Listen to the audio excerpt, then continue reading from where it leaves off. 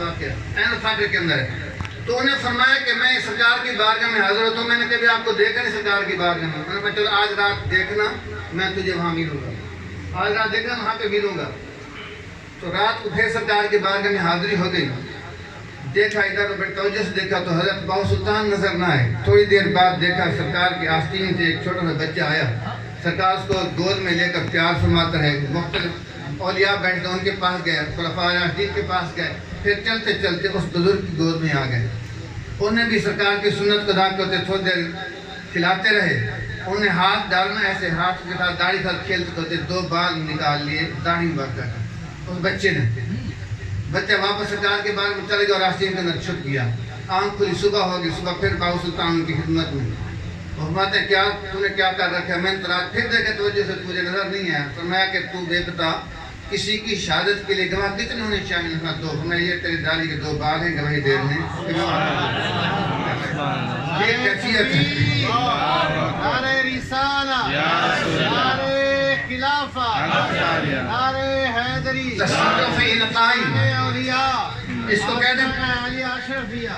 تصرف القائی سے کہتے ہیں تصرف حالی, جس میں کسی کی حالت اپنی حالت بدل کے لوگ کے سامنے ظاہر کر دینا. اور تصرف حیاتی ودا قتل بدلنا, کشف کے ہاتھ آ کر لے کر سامنے آ کر بیٹھنا.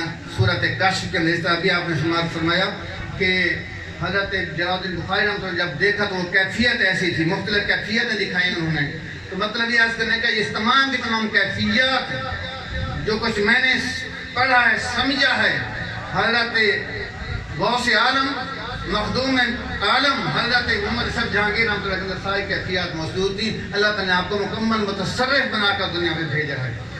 اور پھر جب تخت کو چھوڑ کر والدہ ماجدہ کی خدمت میں حاضر ہوئے کہ میں جانا چاہتا ہوں. اور پھر آپ کو علم کے اندر بھی کمی نہیں تھی, علم بھی اللہ تعالیٰ بہت زیادہ دیا. جس طرح کے تصرف باطنی طور پہ ظاہری طور پہ بھی دیا تھا, کیونکہ ولایت کی 3 صورتیں ہوتی ہیں. حضرت تشریف فرما ہے, میں ان کے سامنے اس طرح کی لفظ کشی کرنا مناسب تو نہیں سمجھتا, لیکن ذہن میں آگے یہاں پہ موضوع کے مطابق میں عرض کر رہا ہوں. ولایت فطری, ولایت وہابی اور ولایت قصبی. ولایت فطری میں سیدھا سادہ عرض کرتا ہوں تاکہ آپ لوگوں کو سمجھ آئے. ولایت فطری ہوتی ہے جس کو ہم اپنے زبان میں, اردو زبان میں یا فارسی زبان میں مادر ذات ولی کہتے ہیں, پیدائشی ولی.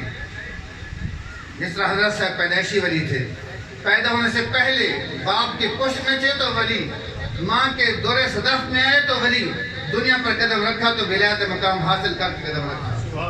اور دوسرا ہوتا ہے ولایت وہابی, لدنی مرشد کامل نگاہ ڈالے اس کو ولی بنا دے. تیسرا ہوتا ہے ولایت قصبی, ریاضت عبادات کر کے مجاہدے کر کر کے بندہ اس مقام پہ پہنچتا ہے. پھر جب پہنچتا ہے تو جس کے مرشد کامل ہوتا ہے اس کے سر پہ دستار دیتا ہے, اس کو اجازت دیتا ہے, وہ ولایت قصبی. اللہ تعالیٰ نے کیونکہ ولایت جو ولایت فطری ہے, باقی دونوں ولایت اس کے اندر پہلے سے موجود ہوتی ہیں, دونوں ولایتیں موجود ہیں. حضرت مجدد عالم اور مخدوم عالم حضرت محمد صاحب جہانگیر رحمۃ اللہ تعالیٰ کے اندر تمام ولایت اللہ تعالیٰ نے پہلے سے رکھ دی تھی, تمام کا جامع بنا کر آپ کو دنیا پر بھیجا. تو آپ نے والدہ ماجدہ قدم بوسی کی, آج کی میں جانا چاہتا ہوں, سلطنت چھوڑ دیا, بھائی کو دے دی ہے, میں فقر کا راستہ اختیار کرنا چاہتا ہوں, آپ کی اجازت چاہیے. والدہ ماجدہ نے فرمایا کہ میں تو جتنا ابھی سن رہے تھے پہلے سے انتظار میں تھی, ابھی آپ پیدا نہیں ہوئے تھے. دیکھیے میں موازنہ نہیں کر رہا تھا, میں وعدہ نہیں کر رہا, فقط بتانا چاہتا ہوں کہ سرکار کی سنت کس طرح ادا کی جاتی ہے, بزرگ کیسے ادا کرتے ہیں. ہم فقط 2 رکعت سنت پڑھ لیں, 4 رکعت سنت پڑھ لیں, شیخیاں مارتے ہیں سرکار کی سنت ادا کر لیے. مسواک کر لیں, کہتے ہیں مسواک تارک میری جیب میں ہو تو سرکار کی سنت.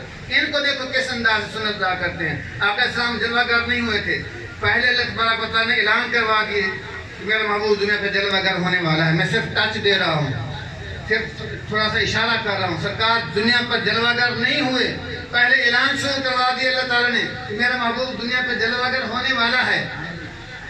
غوث العالم, غوث الاعظم حضرت شیخ عبد القادر جیلانی رضی اللہ تعالیٰ عنہ دنیا پر جلوہ گر نہیں ہوئے تھے.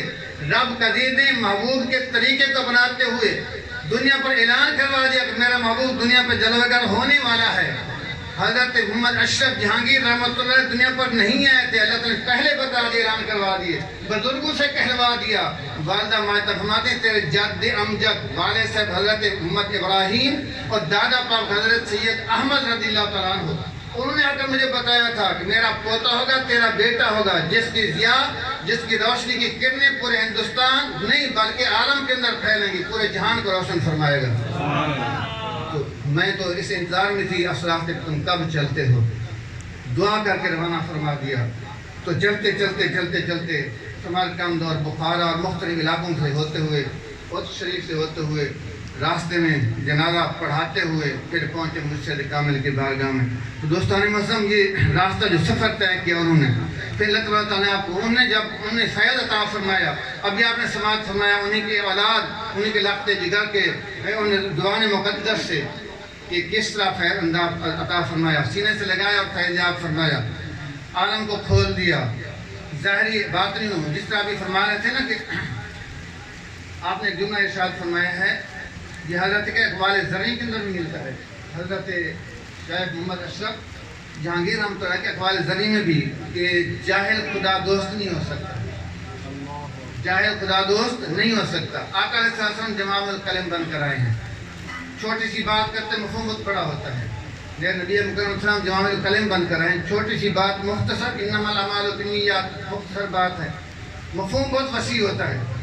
لیکن اللہ تعالیٰ جب اپنے ولی کو دنیا پہ بھیجتا ہے، سرکار کی غلامی میں دے کر پھر غلام مصطفیٰ بن کر رہتا ہے، تو پھر اللہ تعالیٰ سرکار کی صدقے ان کو بھی وہ کیفیت عطا فرما دیتا ہے، مختصر جملے بول کر وسیع مفہوم عطا فرما دیتے ہیں۔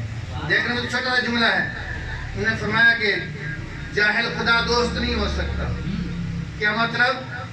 ایک تو مطلب یہ بنتا ہے کہ جاہل کبھی خدا کا دوست نہیں ہو سکتا، خدا کا دوست وہی بنے گا، ولی وہی دوست نہ ولی وہی بنتا ہے جو بر وقت عالم ہوتا ہے اور ولی کامل ہوتا ہے، تصوف کے مناظر بھی طے کرتا ہے، علم کے مناظر بھی طے کر چکا ہوتا ہے۔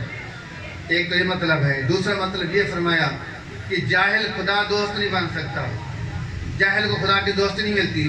علم اللہ تعالیٰ کا ولی بننے کے لیے علم کا حاصل کرنا ضروری ہے، علم پڑھنا ضروری ہے۔ ان پڑھ اولیاء بہت ہوتے ہیں، لیکن ضروری نہیں کہ منزل مقصود تک پہنچ سکیں، راستے میں بھٹک بھی سکتے ہیں، راستے میں بھٹک بھی سکتے ہیں۔